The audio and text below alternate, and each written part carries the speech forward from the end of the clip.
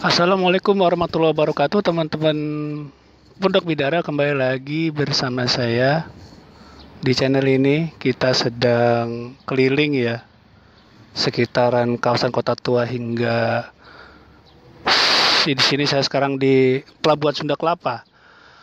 Teman-teman sekalian, kenapa dinamakan Sunda Kelapa? Teman-teman,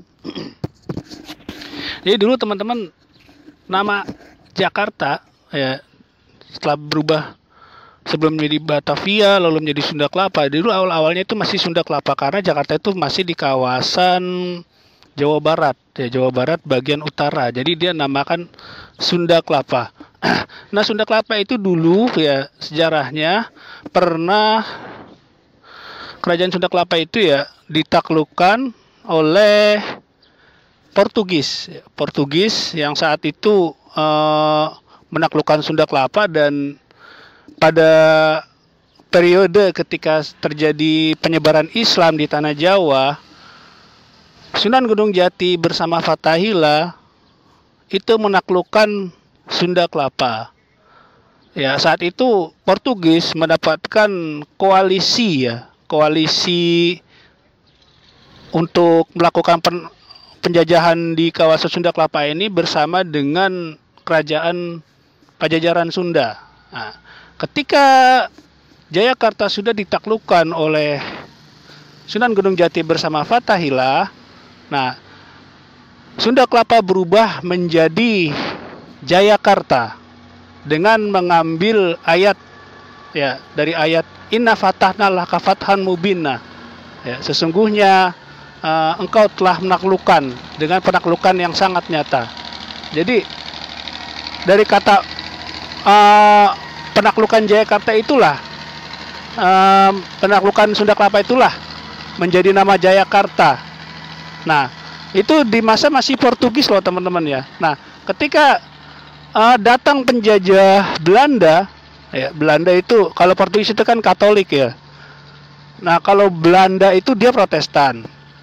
Nah, ketika terjadi penjajahan dari Belanda dengan bendera triwarnanya itu merah, putih, biru, nah saat itulah Jakarta berubah menjadi Batavia.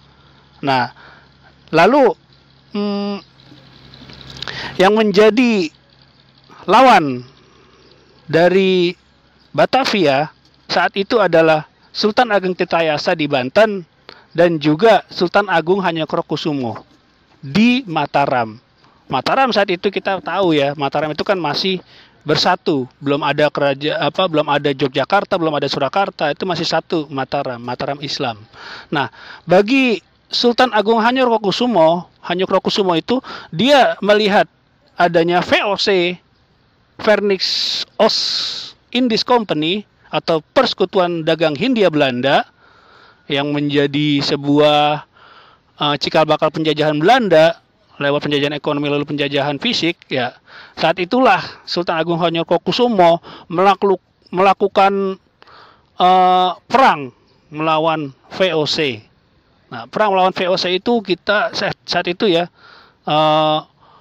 dilakukan penyerbuan sebanyak 14.000 pasukan dari VOC itu berangkat dari Mataram itu berangkat ya sampai masuk ke Batavia. 2 kali penyerangan. Penyerangan pertama gagal, penyerangan kedua dalam rangka melakukan untuk lumbung pangan ya, untuk persediaan pangan, maka Sultan Agung Hanyokrokusumo memerintahkan dari mulai Bekasi hingga Cirebon dibuatkan pertanian ya, lumbung-lumbung padi. Jadi lumbung padi itu dibuat untuk lambang lumbung pangan tentara Mataram.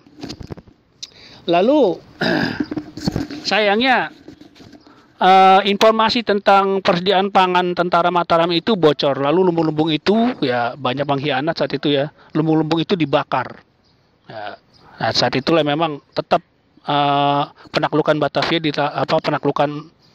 tetap dilakukan, dan upaya terakhir adalah Sultan Agung Hanyokrokusumo beberapa pasukannya itu dia melakukan perang perang biologi. Maksudnya itu membuang bangkai-bangkai ke Sungai Ciliwung, lalu dibendung Sungai Ciliwung itu sehingga bangkai-bangkai itu membuat penyakit di sekitar Jakarta Kota. Dan saat itulah banyak tentara Belanda, tentara VOC itu yang orang-orang VOC itu banyak terserang penyakit kolera. Termasuk saat itu penguasanya adalah Jenderal Jan Pieterszoon Koen.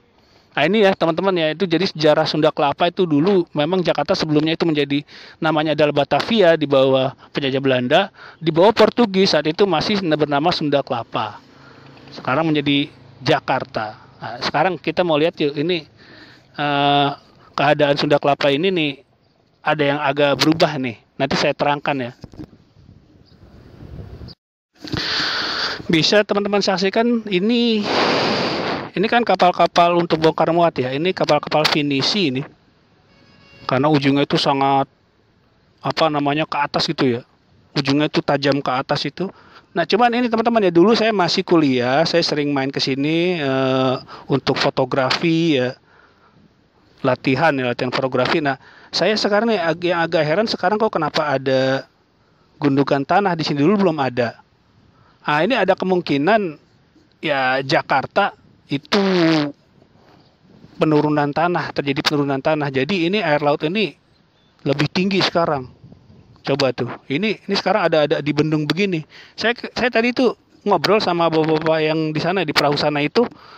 Dia bilang ini ketika terjadi banjir saat itu ya, itu sampai ke kota itu. Banjir tuh masuk ke kota, coba bayangin. Banyak mobil, motor-motor yang pada rusak, mogok ya. Jadi ya kita bisa bayangin ke depan nih Jakarta nih. Memang benar tanahnya ini khususnya kawasan Jakarta Utara ya.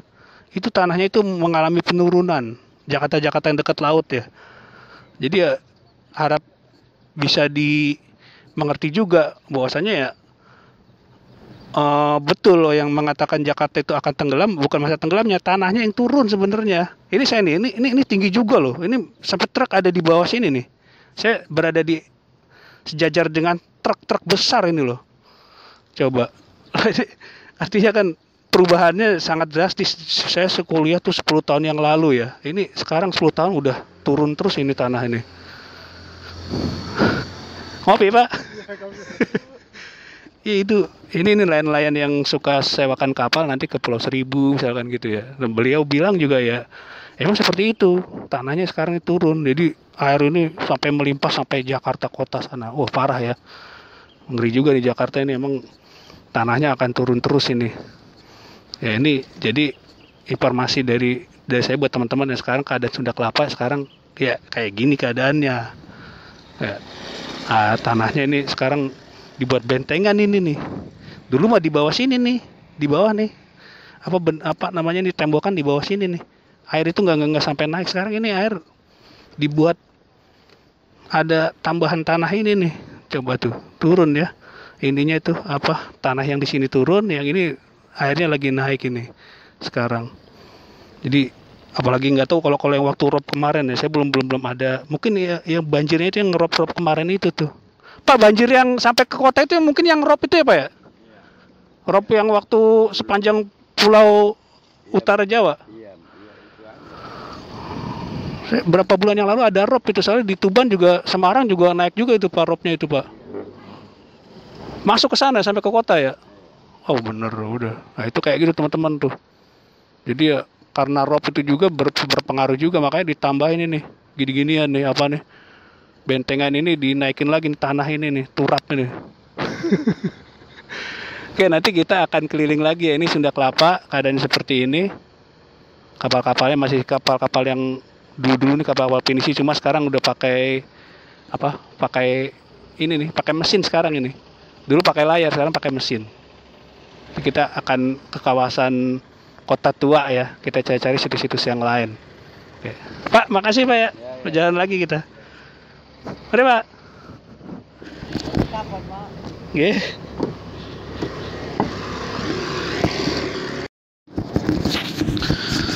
Setelah tadi saya jalan ke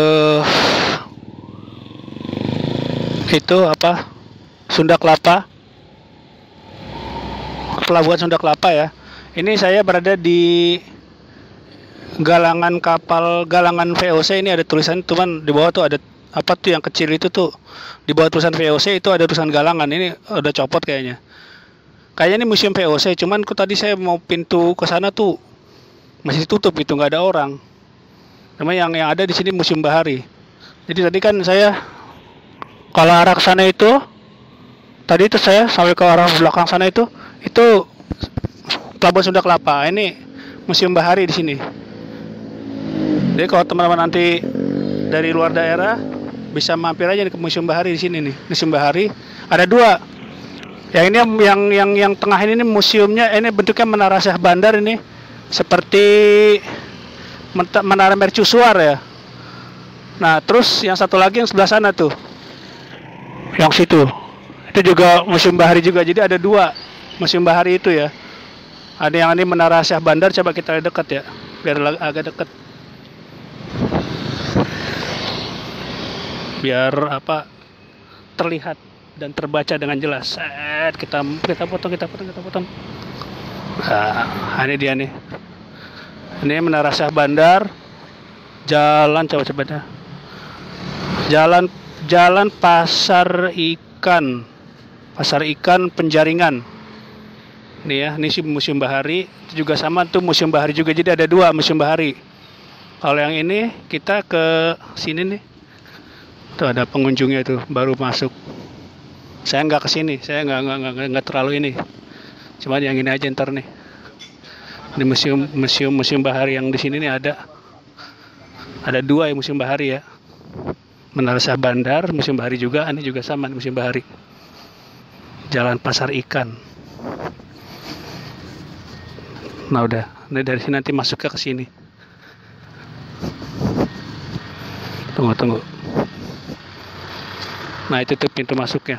Ini Jalan Pasar Ikan di sini. Pintu masuknya yang ada jangkar dua di sini teman-teman. Jadi ada dua Museum Bahari itu. Ini bangunannya khas masih bangunan Belanda ya. Kemungkinan dulu gudang, ini gudangnya untuk kapal-kapal VOC di sini. Gudang rempah-rempah kayaknya nih. Nah, ini jangkar dua sini. Nah, ini nanti masuk ke sini aja. Ya. Ini Museum Bahari di sini. Coba saya nggak kesini. Target saya itu Museum Sejarah Jakarta aja sih nanti. Saya nggak terlalu fokus yang di sini.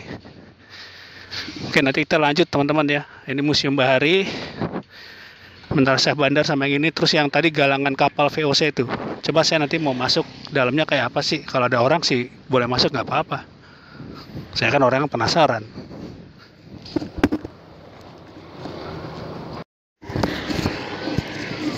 Yang galangan VOC ini coba saya masuk. Sayang kok kagak ada penjaganya ya. Mungkin ini Museum VOC nih.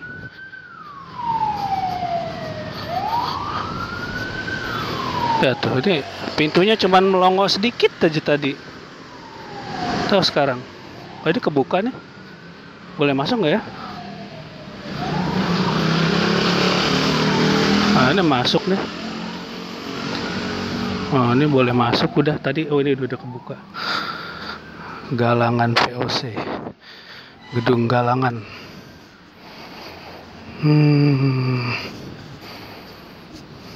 Loh, tapi sepi ya. Cuman begini aja tempatnya.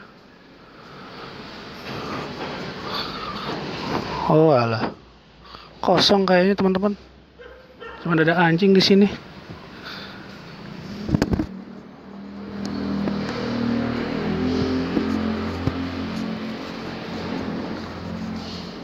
Gak ada galangan VOC. Gak ada. Ini kayaknya bukan museum ini rumah orang kayaknya. Salah masuk saya.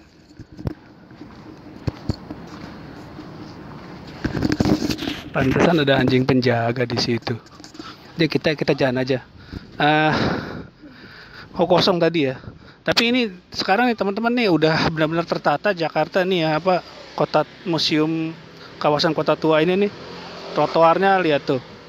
Dulu saya waktu masih kuliah nih, waduh terlalu kumuh sekali gitu. Sekarang udah bagus. Nanti sampai ke kawasan Museum Sejarah Jakarta, nanti saya lanjut lagi peliputan ya. Tadi saya salah masuk itu. Entah mungkin rumah orang mungkin ya. Nggak ada yang jaga soalnya ternyata ada anjing di dalam. Kita lanjut ya.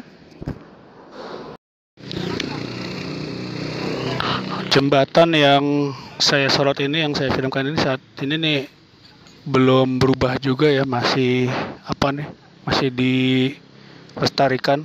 Ini sebenarnya jembatan yang ini kalau ada kapal masuk ini dikerek, ini diangkat ke atas ini. Jadi kebelah dua itu yang tengah-tengah itu tuh. Jadi ini ada rantai-rantainya nih untuk naik ya. Jembatan, nggak tahu namanya jembatan merah atau jembatan apa gitu. Karena laut kan di arah sebelah sana ya, lautnya. Ini muara sungai. Laut nanti ke sana.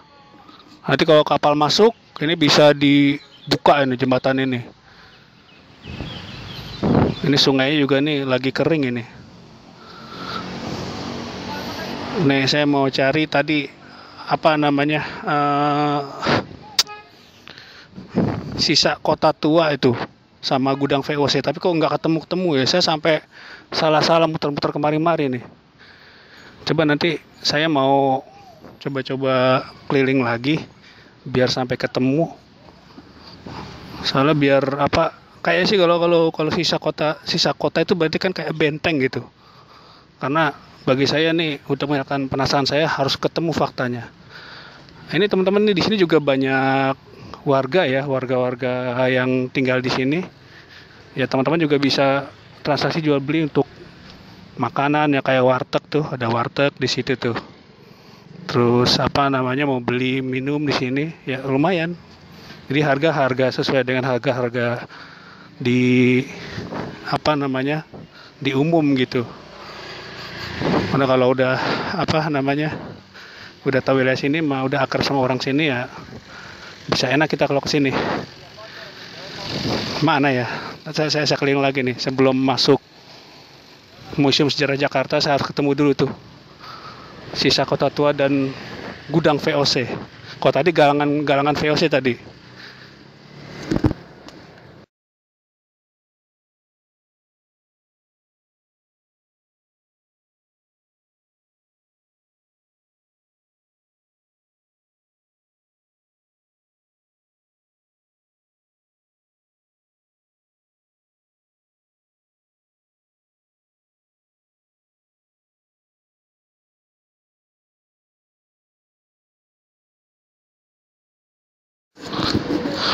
Teman-teman sekalian, ini saya hampir ketemu nih sisa tembok kota, jadi kota mungkin benteng ya, sama gudang VOC. Jadi kalau dari arah sana itu, ini kan tol, ini ada tol di atas nih, ini tol, sebelah sana itu ada rel kereta, sebelah sana ujung sana lagi tuh itu kota tuanya ya, Museum Sejarah Jakarta. Ini saya makanya agak bingung masuknya lewat mana gitu. Oh ternyata di sini ada pergudangan ya, bongkar muat truk-truk sini. Tadi saya udah nanya ke pos security, ternyata ada di dalam sini gitu loh.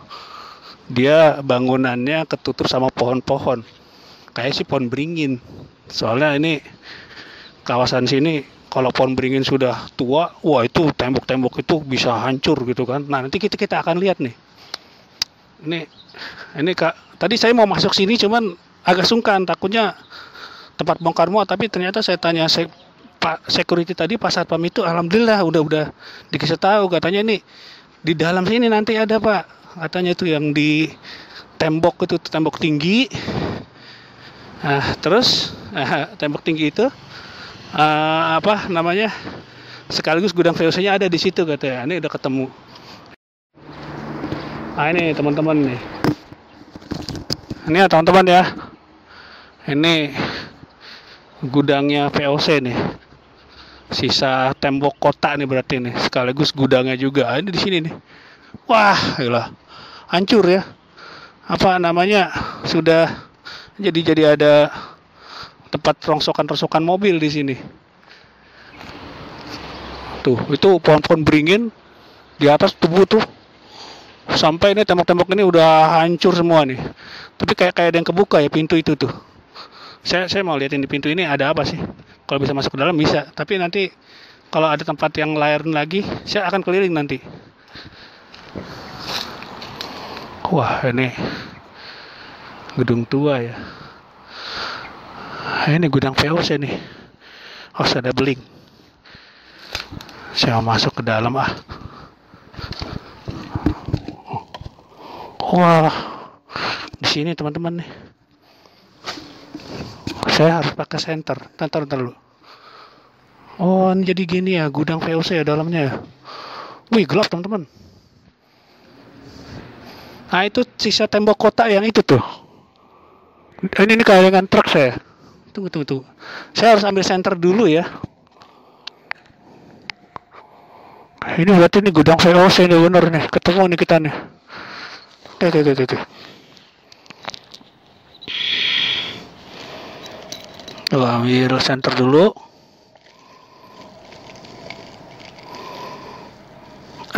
Ketemu. Bismillahirrahmanirrahim. Oh, kecil apa? Terlalu kecil ininya lampunya, filternya. Tapi ya, gelap banget teman-teman. Nah, ini gudang VOC nih, bener di sini nih. Ini pintu-pintunya udah, ya kagak keurus. Coba saya pakai mode ini ya, lampu nyala ya.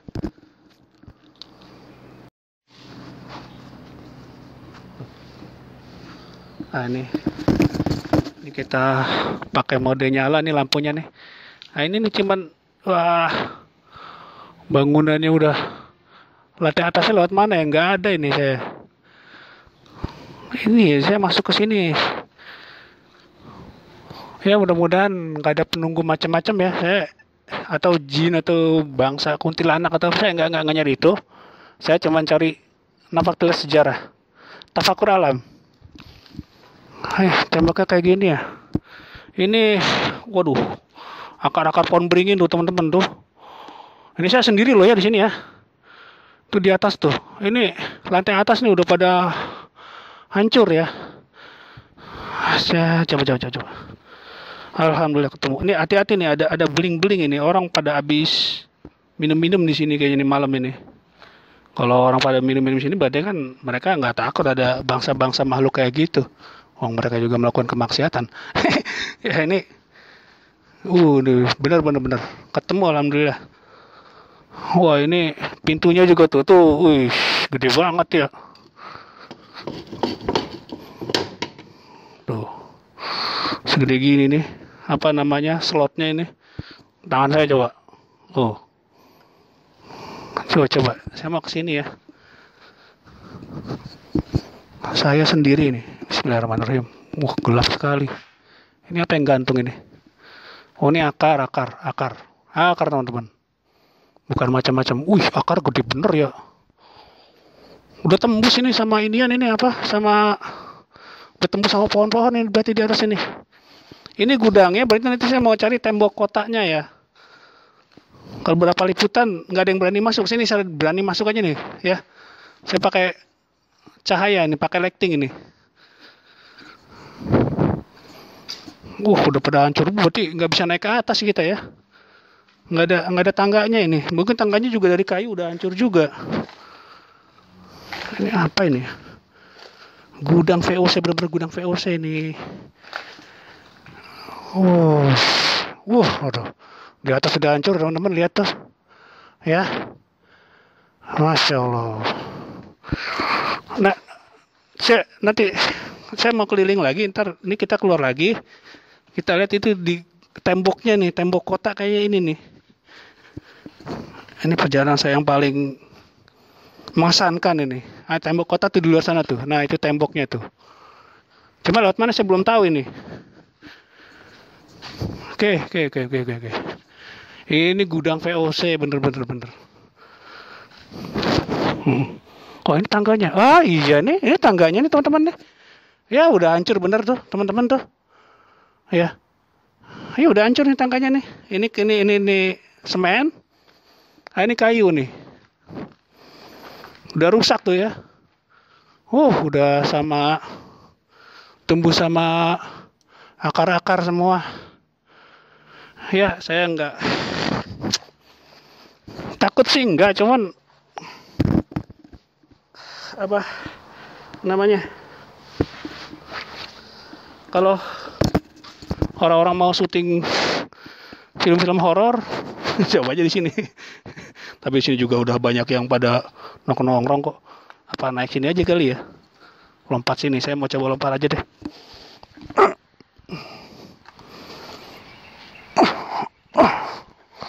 Oh bener.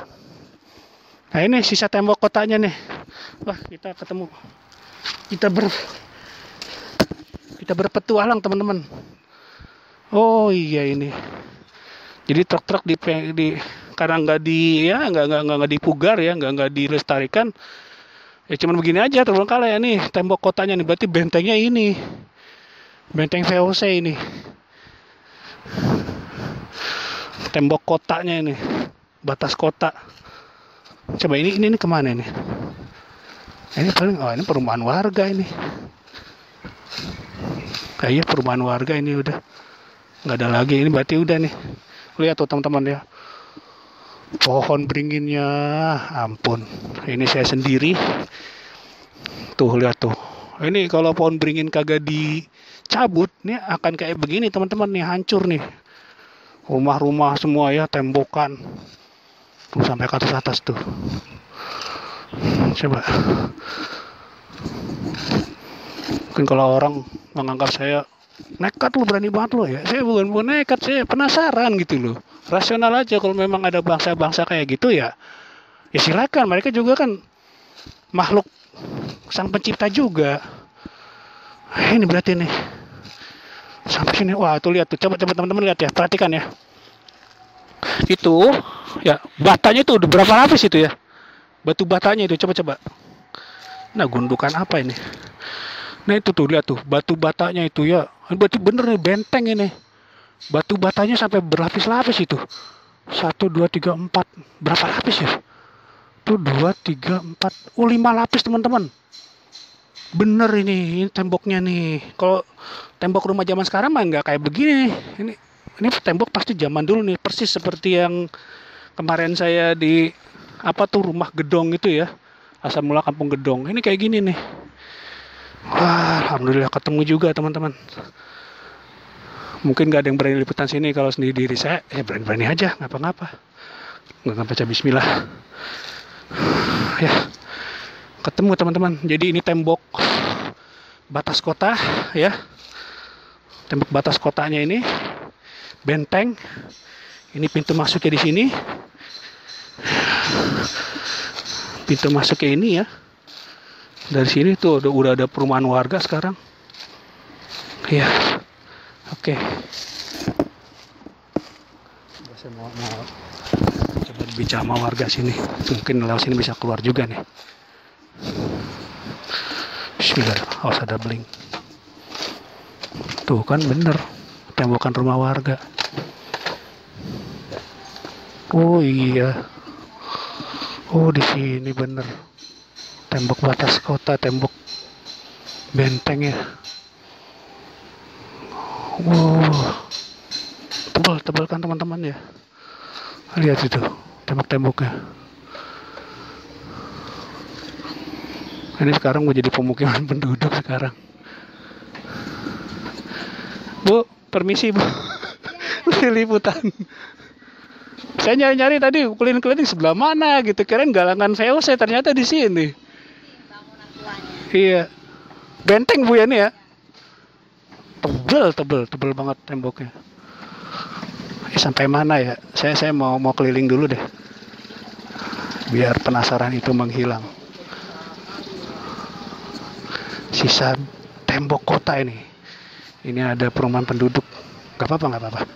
Kita nggak cari masalah penduduk ya. Kita mah cuman udah izin ya udah. Wah, ditambuhin sama pohon beringin semua teman-teman. Sampai mana ya mentoknya?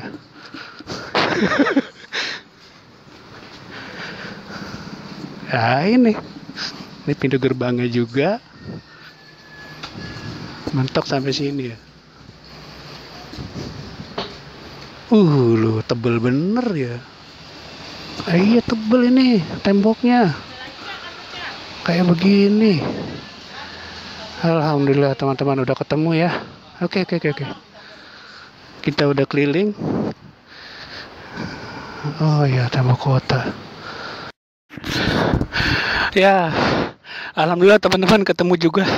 Jadi ini disebut gudang VOC. Tadi tuh galangan bukan gudang VOC. Ini gudang VOC ya. Tadi saya udah masuk ke dalam ya. Terus pakai senter saya kecil, jadi kurang ini. Baiknya kalau teman-teman nanti kesini ya. Ini banyak beling-beling nih. Jadi pecahan kaca dari kaca-kaca mobil. Ini kan bangkai-bangkai mobil dibuang sini ya. Ini kaca-kacanya banyak. Pakai sepatu ya teman-teman ya.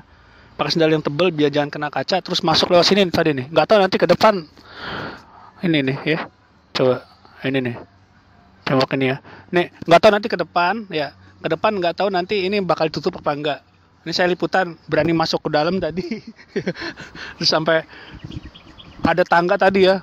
Itu yang sebelah sana tuh ada tuh. Jadi pas masuk pintu ini tadi nih, lurus itu ada tangga menuju ke atas itu. Cuman tangganya cuman sebagian itu pakai semen, ke atas itu pakai kayu sudah lapuk, sudah hancur. Jadi yang di atas itu udah nggak bisa naikin, udah banyak yang rusak. Jadi cuman sampai di bawah-bawah aja, di saya keliling. Saya itu ada tangga buatan kayak bocah-bocah masuk di dalam ya. Di dalam itu ada tangga-tangga buatan. Saya keluar lompat dari yang apa tuh jendela yang di sebelah sananya itu.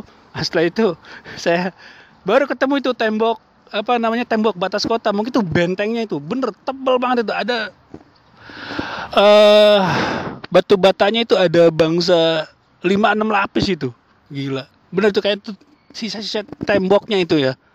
Sisa-sisa bentengan dari benteng VOC itu sisanya di sini nih. Jadi ini saya tunjukin ntar ya.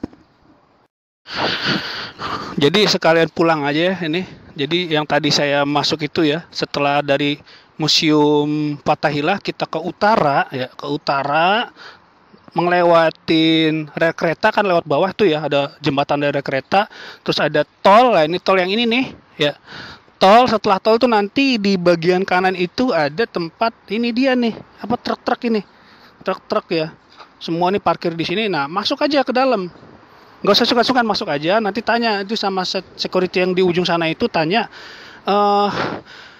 sisa kota tua, gudang VOC. Nah, ini di sini nih ternyata nih ketemu nih. Masuk sini ya, saya tadi masuk ke dalam udah kayak Indiana Jones gitu kan, untuk petualangan. Memang ketemu kuntilanak atau Gundurwo, alhamdulillah nggak ada gitu kan. Kita bukan niatnya bukan itu, alhamdulillah ketemu.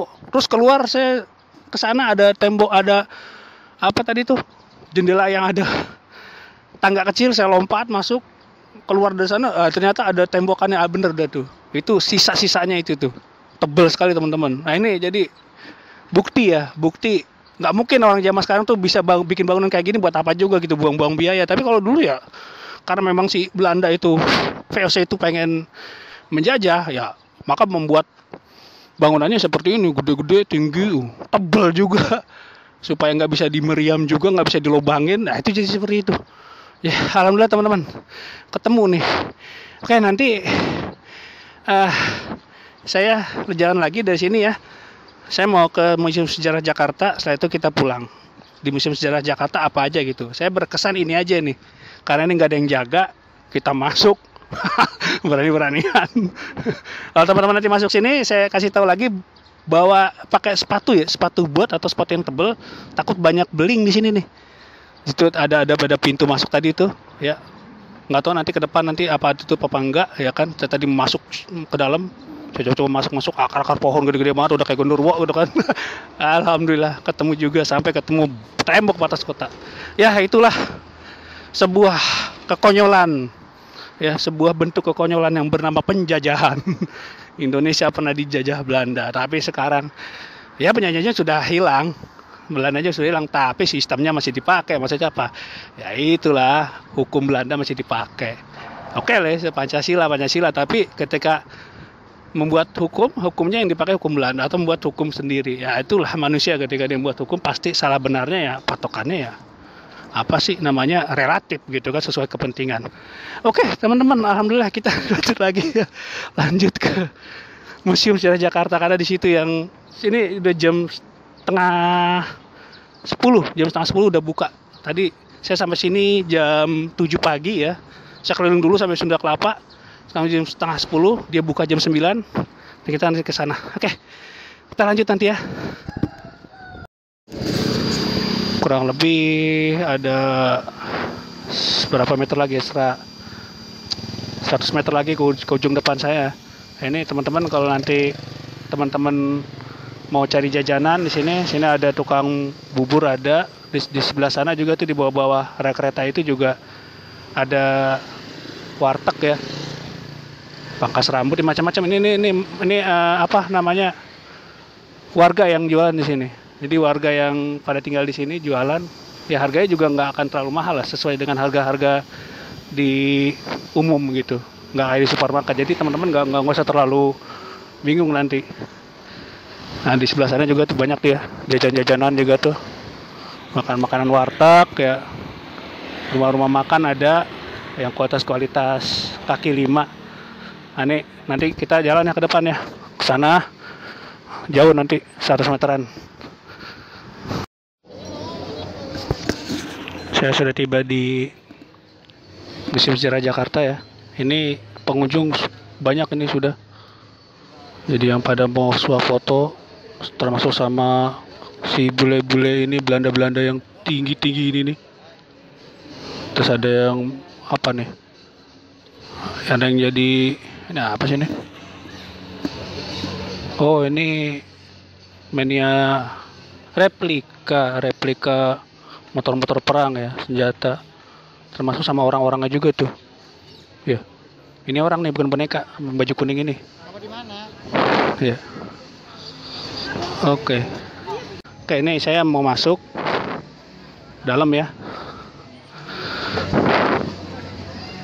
Ada yang bilang katanya, "Bang, topinya bagus," katanya. Iya, topinya langka. Susah nyari topi ini saya. Beli harganya lumayan mahal. Nih, topi ini enak apa nggak panas kita pakai ini. Masuk lewat mana ya? Nanti deh. Nanti dalam ya, kalau saya udah masuk, kita akan liputan dalam kayak apa. Jadi ini gedung Gubernur Jenderal Hindia Belanda ini. Apa tuh? Ada tulisannya. Oh, tulisan di atasnya itu kantor gubernur ya, Gubernur Jenderal Hindia Belanda di sini. Tapi kok kayak belum pada masuk ya? Orang masih nunggu di luar nih. Apa? Oh, jam 10 mungkin ya. Ada tadi bilang jam 9, tapi apa jam 10 mungkin. Kita keliling dulu aja sih. Orang nunggu di luar nih. Tapi kok udah ada yang naik ya? Masuk lewat mana ini? Saya tanya dulu deh, itunya deh apa? Petugasnya. Jadi saya kira tadi masuknya dari pintu depan sana itu tuh. Jadi pintu sana saya kira masuknya dari sana. Jadi kita ternyata masuknya nanti nih arah sampingnya ini. Kita nggak tahu tiketnya berapa ya. Kalau kemarin di Museum Tekstil itu 5.000, tapi nggak tahu nih. Dan ini harus pakai masker kita ini tetap nih ya. Nanti kita masuk aja ke sini ya. Saya kira masih tutup. Oh ternyata buka, tapi ya dari samping masuknya, bukan dari depan. Harga tiketnya 5.000. Ini bayarnya nggak tahu pakai kartu atau pakai kontan.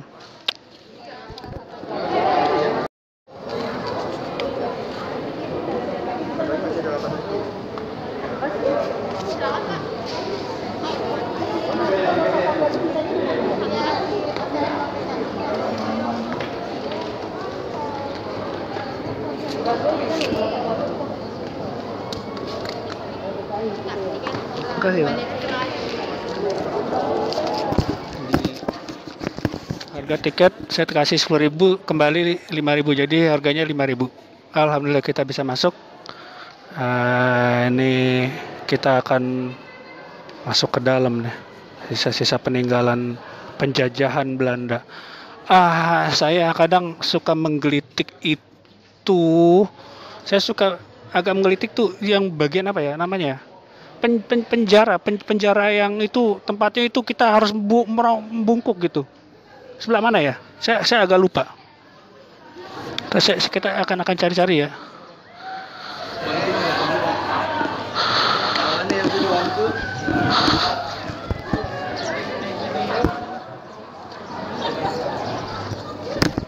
Ini juga kalau nggak salah pernah jadi tempat syuting untuk film Sultan Agung Mataram ini. Jadi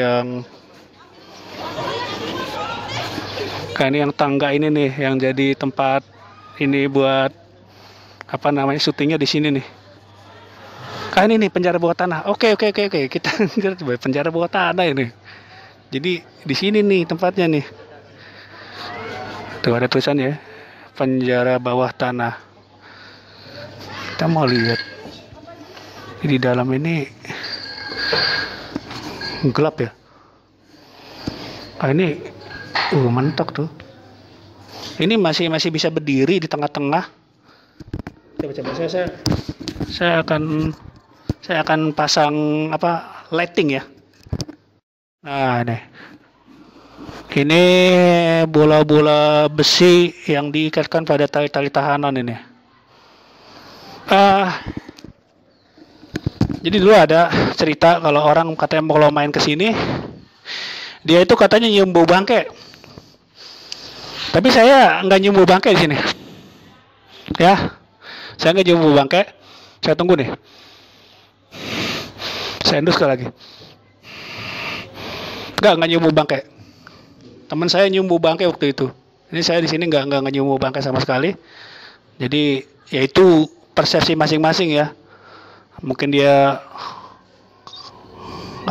kurang ibadah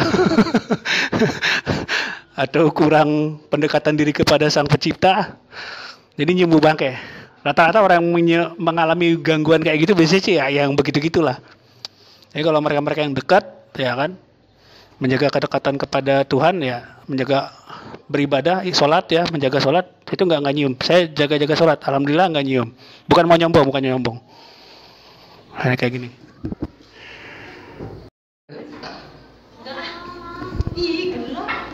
Orang-orang banyak yang takut ini. Masuk aja, nggak apa-apa. Jadi banyak yang takut untuk masuk sini. Saya biasa nih, duduk aja di sini. Ada enggak? Tuh. Ya masuk aja enggak apa-apa. Bola-bola besi ini untuk tahanan ini. Jadi pengunjung masih ada rasa takut ya. Saya sih nggak usah takut. Masih ada cahaya dari luar kok. Alhamdulillah. Sampai juga. Berapa tahun yang lalu saya nggak kesini ya, lupa. Apalagi sejak pandemi jauh ya. Jadi alhamdulillah sekarang udah bisa. Itu baik yang selfie tuh foto-foto. Ya, alhamdulillah kita sampai sini. Ini penjara bawah tanah yang masih bisa tegak, tapi ada lagi nanti di dalam gedung itu penjara bawah tanahnya itu sampai kita tuh nggak bisa berdiri tegak begini, nggak bisa. Ini masih mentok nih kepala. Kalau yang di penjara bawah tanah yang itu di dalam itu kita sampai begini duduk gini nih, kita bongkok begini, nggak bisa berdiri sama sekali begini. Kalau berdiri begini masih enak kita. Jadi punggung masih bisa lurus, tapi kalau udah bongkok begini, nanti kalau udah ketemu ya, kalau nanti ketemu di dalam gedung, nanti saya akan liput nih. Nah ini pengunjung mulai banyak yang datang juga tuh. Alhamdulillah saya ngajak tadi supaya masuk, nggak usah takut gitu. Oke nanti kita lanjut ya. Kita akan lanjut lagi nanti. Ada di penjara bawah tanah yang itu di dalam gedungnya itu sangat pengap dan pendek. Ini masih ada udara dari luar ini kita. Ada di dalam gedung. Nanti kalau udah ketemu nanti saya coba ya. Jadi bisa dikatakan, jadi ini yang lantai ini di atas ini dari mulai tangga situ ya, tangga naik ke atas itu ruang ini kan kantor gubernurnya. Tapi kalau di sebelah sini ya, belakang sini ya ini di bawah sini, nah ini nih penjara bawah semua, ini penjara bawah tanah semua. Saya penasaran nanti kalau udah ketemu yang di dalam ya, di dalam itu lebih pengap lagi. Ini kita masih bisa berdiri di sini nih. Ini masih bisa berdiri posisinya. Oke, nanti kita coba yang di dalam ya. Masuk dari pintu yang sudah ditunjukkan tadi, saya ke sini ketemu ada prasasti dari peninggalan kerajaan Tarumanegara. Jadi Tarumanegara itu ini ya, petanya ini meliputi apa nih? Purwakarta, Karawang, Bogor, Bekasi, Depok sampai Banten. Jadi nggak sampai ke Cirebon ya, cuma sampai Karawang ya. Ini prasastinya, Prasasti Tarumanegara. Apa tulisannya apa nih? Nggak kelihatan ya. Ditemukan di Desa Ciratan Hilir, Kecamatan Cibubulang, Kabupaten Bogor, 1863. Iya. Ini kerajaan Tarumanegara, ini kerajaan Sunda yang paling awal, paling pertama. Alhamdulillah nih sekarang sudah penataannya juga sudah mulai bagus ya. Ini apa nih? Ini zaman batu ya, masih zaman batu ini. Alat-alatnya ini kapak-kapak dari batu.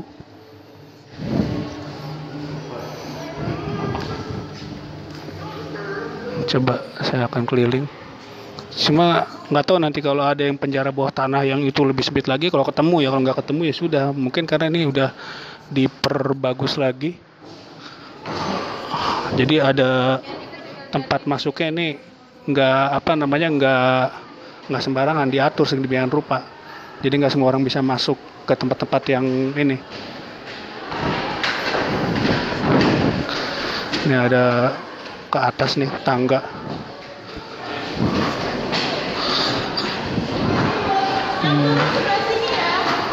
Ke atas ya.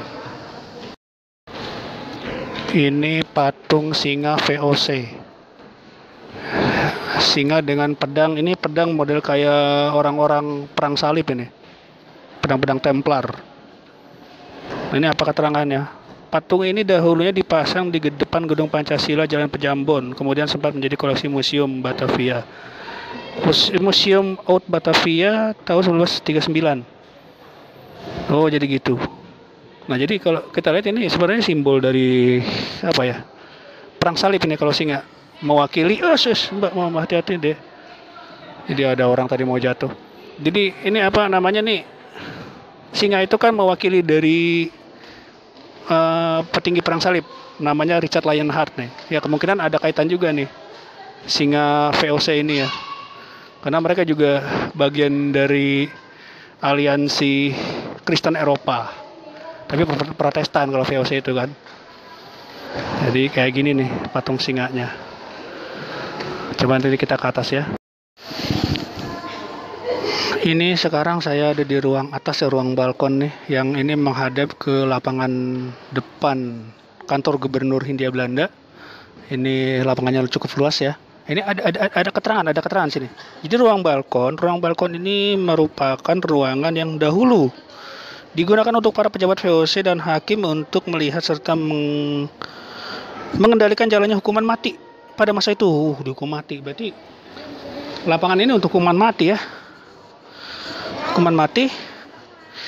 Hukuman dilakukan di bawah sebelah kanan, dilihat dari sisi utara di depan area gedung, dan untuk para masyarakat diperbolehkan untuk melihat jalannya hukuman mati baik penggantungan ataupun pemancingan.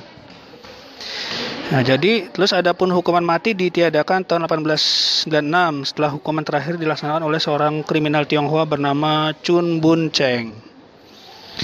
Ya hukuman mati. Kisos, kalau di Islam tuh kisos dia. Jadi hukuman mati ini ya, dulu yang terkenal itu ada namanya orang Belanda yang dia sangat gigih membela pribumi. Keras sekali. Sangat gigih membela pribumi, namanya Peter Eberveld. Peter Eberveld itu sampai-sampai orang mengenalnya tragedi pecah kulit. Maksudnya begini, jadi Peter Eberveld itu karena dia dekat dengan orang pribumi dan membela hak-hak orang pribumi, dan Peter Eberveld itu ada dilaksanakan hukuman mati dengan cara kaki dan tangannya itu diikatkan pada seekor kuda, kanan kiri ya, satu tangan ada kudanya juga, tangan yang lain ada kudanya juga, begitupun kakinya.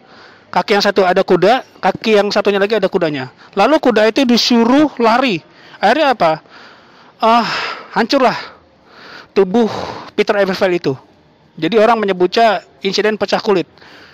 Kemungkinan ya dia dieksekusi mati ya di sini juga gitu loh.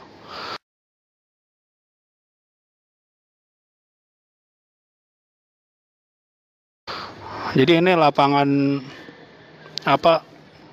eksekusi mati juga nih. Wah, ya Belanda. Mengerikan juga ya kalau itu namanya penjajahan. Hot for doms. Ya, kita jadi tahu ya itu namanya penjajahan memang ya seperti itu. Tidak ada kebebasan di bawah penjajahan. Oke, kita kemana lagi ya? Keliling aja lah. Ini yang tentang metamorfosis simbol kota Jakarta. Ini awalnya ternyata dari ini simbol ini nih. Ini ada singa memegang perisai-perisainya itu ada pedang yang seperti di bawah tadi ya, patung singa. Itu pedang, di atas itu ada karangan bunga melingkar, gitu kan. Nah, terus jadi seperti ini nih, lambang kota Batavia. Terus akhirnya lambang kota Jakarta jadi kayak gini, Monas akhirnya. Yang tadinya pedang, ya kan? Singa dengan perisai dan di tengahnya ada pedang. Lalu perisai dan pedang, akhirnya pedang menjadi Monas. Yang tadinya rangkaian daun-daun itu menjadi padi dan kapas. Iya, jadi gitu ya. Oh, jadi saya ngerti lah. Oke. Di ruang R1 Museum Sejarah Jakarta ini tentang terbentuknya Batavia. Ini teman-teman bisa lihat di sini ada lukisan diorama ya. Ini lukisan tentang tengah-tengah ini ada tentang peta Jakarta Batavia tahun 1619. Jadi ininya nih replikanya. Ini Batavia 1650. Masih mentahan kayaknya ya. Nah, cuman saya terkesan sama ini. Ini semuanya. Itu yang berkacak pinggang itu ya. Itu kalau nggak salah itu Jan Pieterszoon Koen ini. Ini orangnya nih ya. Kalau teman-teman nonton film Sultan Agung Mataram itu, ini Jan Pieterszoon Koen ini yang melakukan penjajahan. Ini kalau nggak salah ini rapat para petinggi Belanda. Ini eksekusi hukuman mati, hukuman pancung. Nah, juga pembantaian penduduk pribumi juga nih. Ya, Jan Pieterszoon Koen dia mati terkena malaria lalu diracun oleh Utari. Utari itu dia Klik Sandi Mataram. Nah, ini teman-teman yang saya mau terangkan. Ini bedil atau pistol zaman Belanda. Ya, ini senapan dan pistol zaman Belanda bentuknya seperti ini. Boleh dekat ya. Nah, ini waktu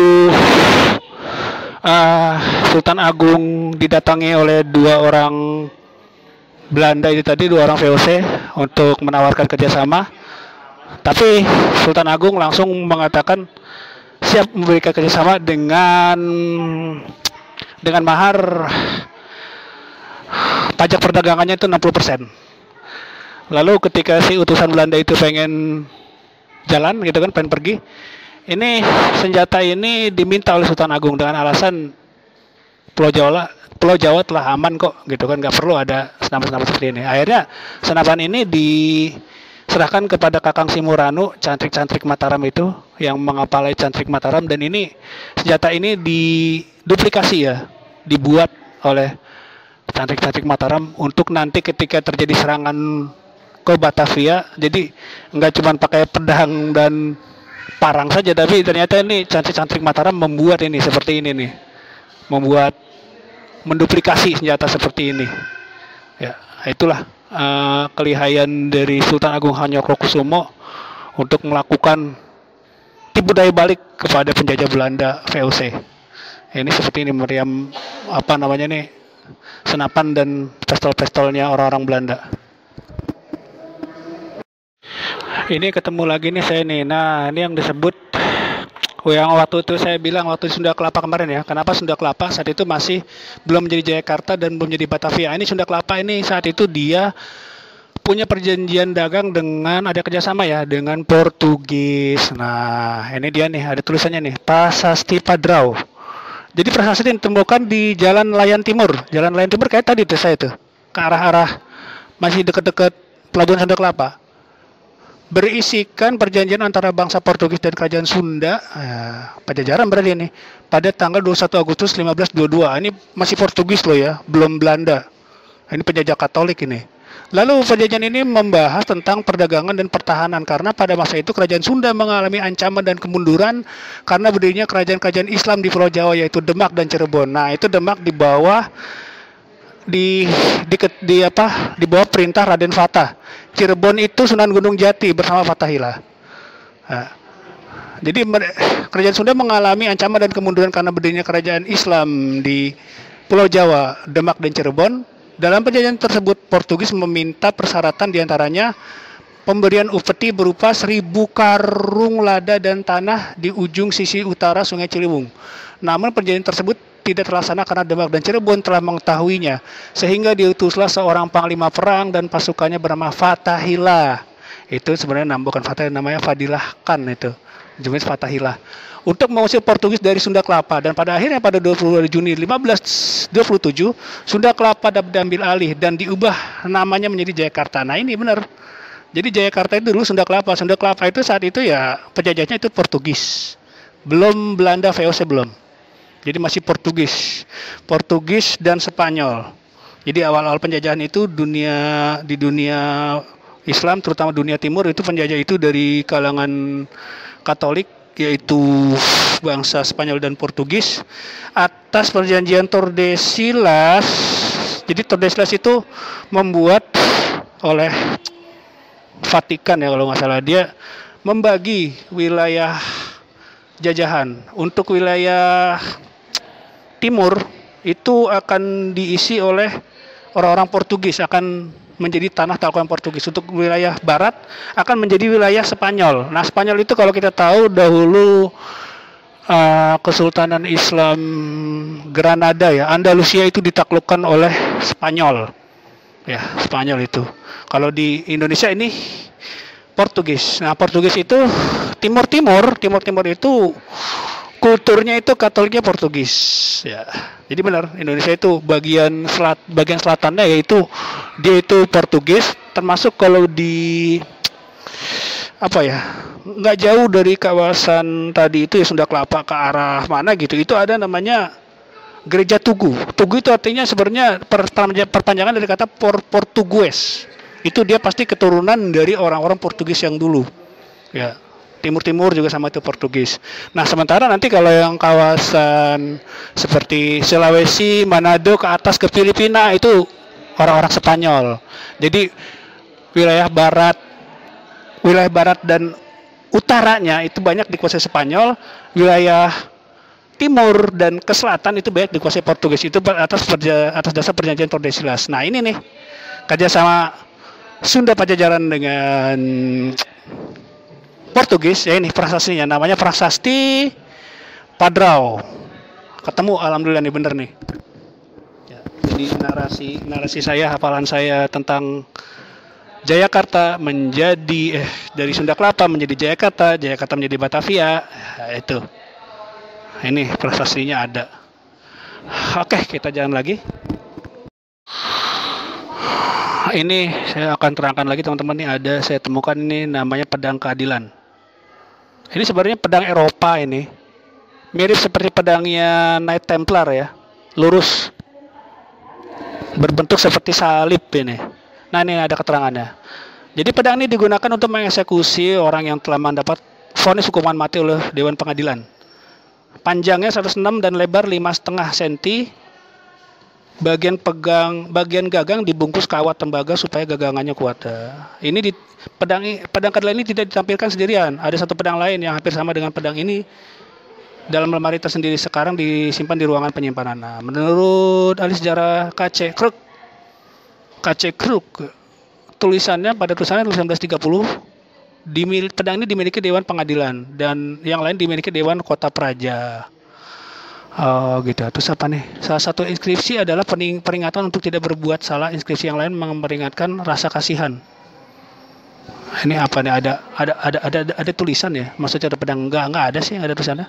Ya cuman ini kalau saya ngeliat ini pedang khas Eropa ini. Pedang-pedang para kesatria salib ini, kesatria Templar. Makanya benar kalau saya bilang tadi itu Richard Lionheart itu mewakili perang salib. Nah ini pedang seperti ini. Dan apa teman-teman ya?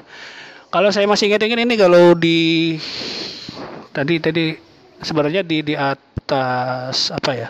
Di atas kantor gubernur ya, gubernur kantornya itu dia di depan di luar itu sebenarnya ada di atasnya itu di apa Museum Fathahillah ini itu ada itu sebenarnya dulu patung Justitiana, Dewi Justisia itu perempuan yang dia itu membawa pedang. Nah, ini pedangnya seperti ini sama nih.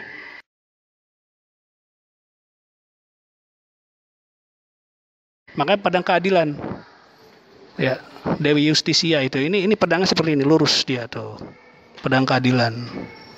Oke, jadi kalau Dewi sebenarnya udah dulu ada, sekarang udah dicopot ya. Atau nggak tahu kemana itu hilang tuh patung Dewi Justisia yang ada di atas. Pokoknya di atas lah, ada di depan sana. Nanti saya terangin ya. Teman-teman tadi kan kita udah keluar dari ini, ruang Diponegoro ada di sini. Jadi kita keluar dari pintu sana tuh. Kita keluar, kita ada di pojokan sini nih ada ruang Diponegoro. Coba ini kita mau masuk ya. Di dalam sini nih. Ini yang selama ini saya cari-cari ya. Saya cari-cari itu penjara. Kalau tadi kan dia ruang bawah tanahnya itu masih ada udara. Cuman ini penjara wanita ternyata. Coba. Ini parah juga loh kalau wanita lo ya. Penjara wanita memiliki panjang 9 meter, tinggi 1 meter. 1 meter lu kagak bisa berdiri tegak lo. Lebar 6. Sering disebut dengan penjara lorong gelap karena tidak memiliki pencahayaan, namun terdapat ventilasi udara yang hanya dibuka saat pagi menjelang sore tiba. Gila. Sehingga saat ventilasi tersebut ditutup, kondisi di dalam penjara sangat gelap. Bisa jadi pengap juga. Nah ini nih, menurut penjelasan Peter Carey, pahlawan nasional Indonesia yang pernah ditahan dan ditahan di dalam penjara adalah Cut Nyak Dien. Oh jadi Cut Nyak Dien di sini ya? Oh ngeri juga loh. Ya. Yang ditahan selama 9 bulan sampai pada akhirnya Cut Nyak Dien diasingkan ke Sumedang hingga akhir hayatnya. Oh jadi emang begitu si Belanda itu ya, dia ketika ada tokoh yang ditangkap dia akan diasingkan. Sebagaimana di Ponorogo juga sama itu. Ini situasi kamar di Ponorogo. Coba saya mau naik ya. Ini sendal kayaknya harus dilepas kali ya. Saya mau coba dulu naik ke atas. Bismillahirrahmanirrahim.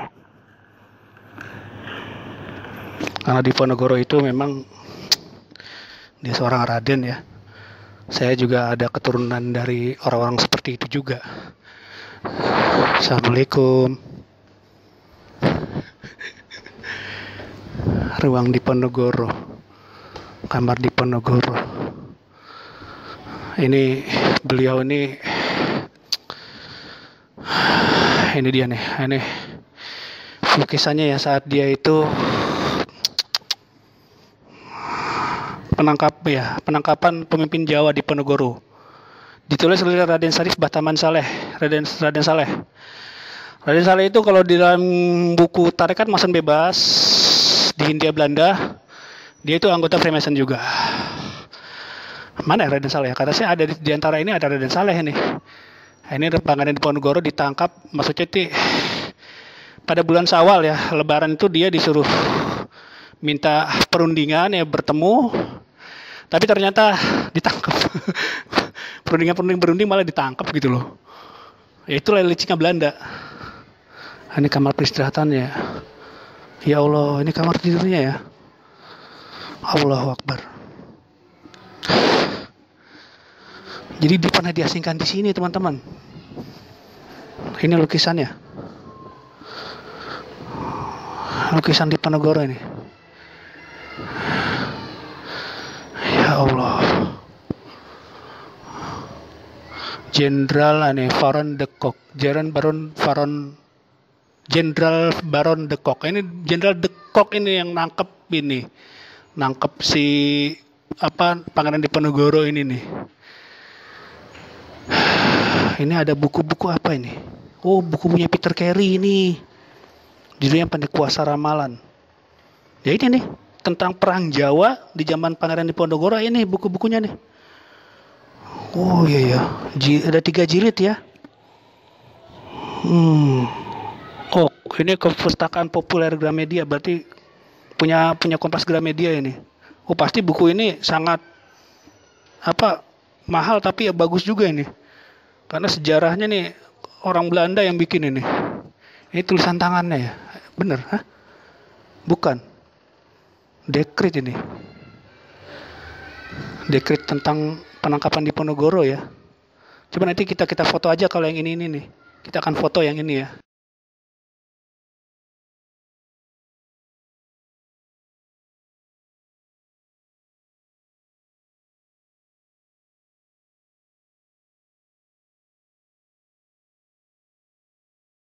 Cuma saya akan keliling dulu aja. Ya Allah. Allahumma sholli ala Muhammad wa ala ali Muhammad. Dan Pangeran Diponegoro itu kalau nggak salah dia dapat gelar itu Sultan Abdul Hamid juga. Karena dia juga sangat mengagumkan Sultan Abdul Hamid II sebagai khalifah di Turki Utsmani saat itu. Nanti ini kita foto-foto aja ya.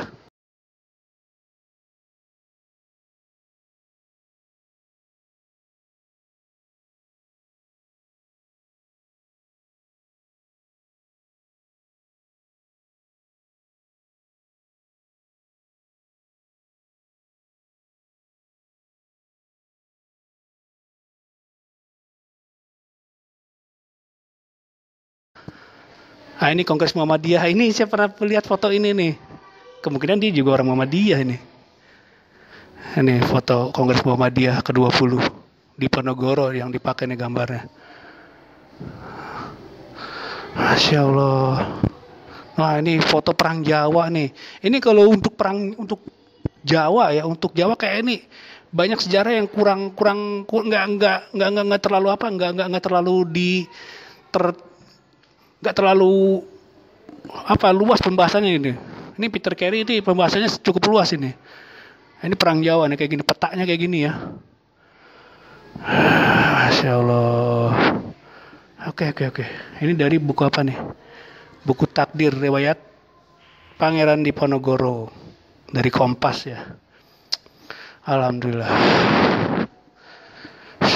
Oke ya teman-teman, nanti kita akan lanjut lagi ya ke bawah. Ini berarti tempat tidurnya di Pangeran Diponegoro. Ini apanya nih? Ini tempat duduknya mungkin nih.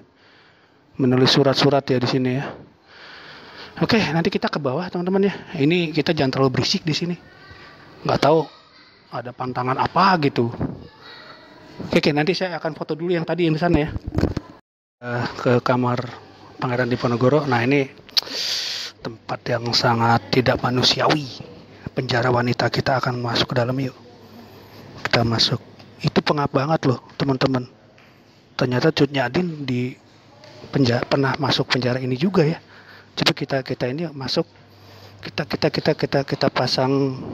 pasang lighting aja. Coba kita masuk. Bismillahirrahmanirrahim. Wah iya. Wah sempit banget teman-teman.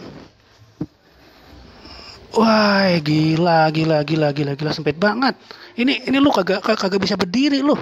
Bener lu cuma 1 meter ya. Oh itu jendelanya di situ ya. Ini jendelanya di sini nih.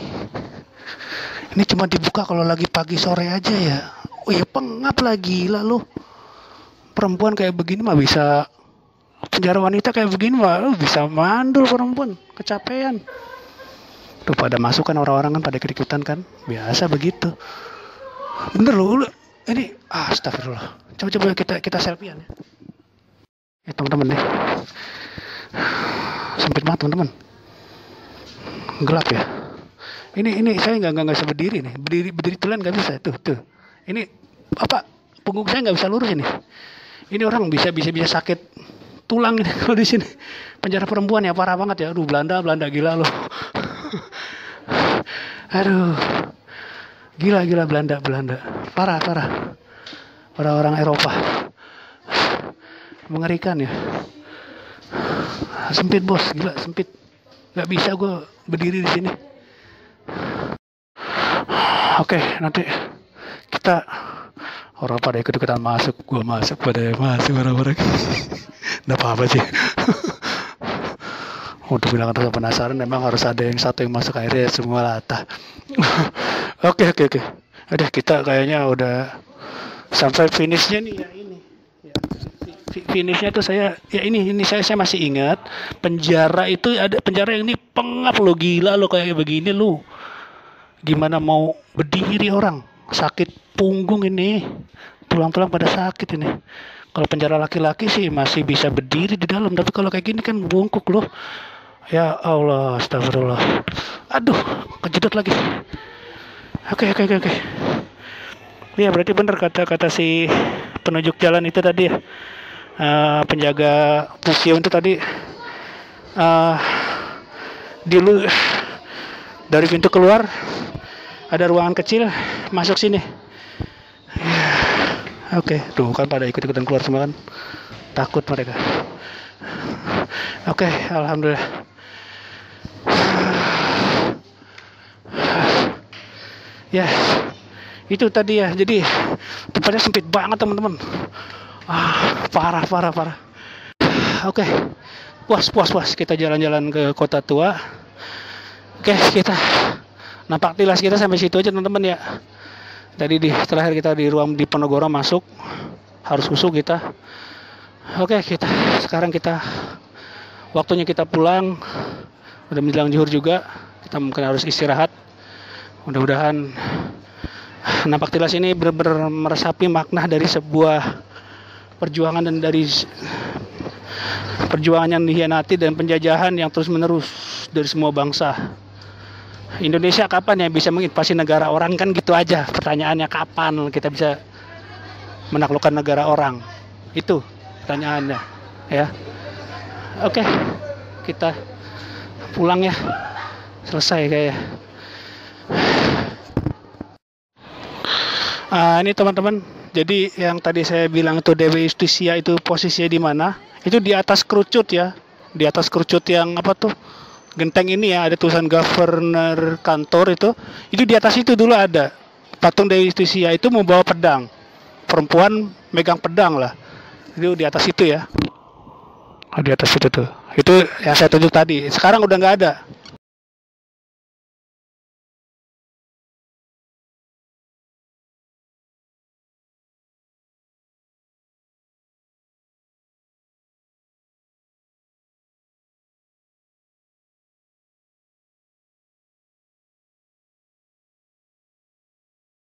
Itu pedangnya pedang keadilan itu tadi, pedang justice. Sebenarnya pedang Templar itu. Oke, jadi itu teman-teman, kita sudah sampai terakhir, sudah keliling ke utara di Sunda Kelapa, terus ke Galangan VOC. Saya kira itu gudang VOC, ternyata bukan.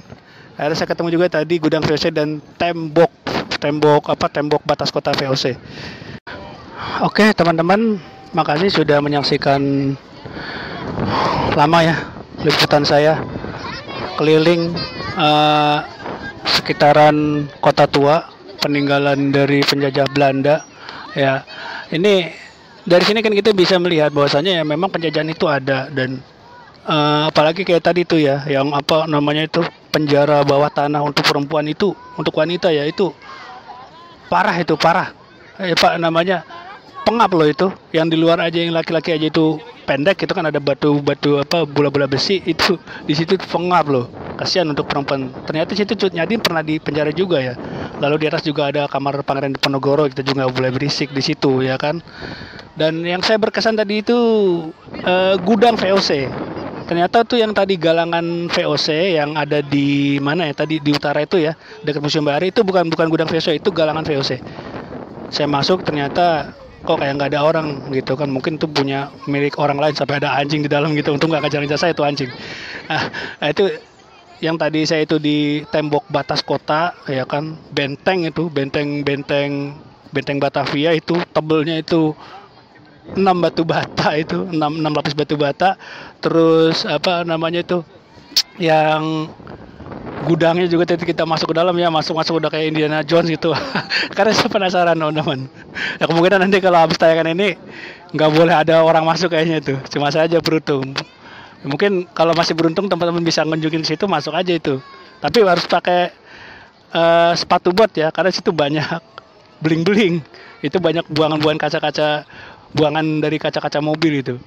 Oke teman-teman, itu aja teman-teman ya. Jadi ini merasapi dari sebuah penjajahan ini di depan kantor gubernur Hindia Belanda. Di sini ternyata lapangan ini adalah lapangan tempat eksekusi mati.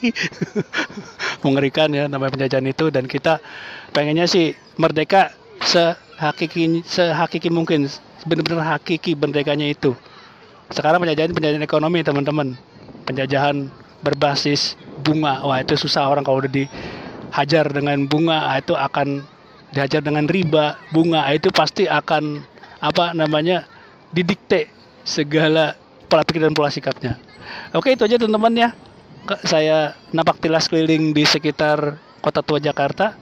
Kurang lebihnya mohon maaf. Assalamualaikum warahmatullahi wabarakatuh. Jangan lupa like, subscribe, dan share ke yang lain. Komen juga boleh kalau mungkin narasi saya ada yang salah. Makasih. Assalamualaikum warahmatullahi wabarakatuh.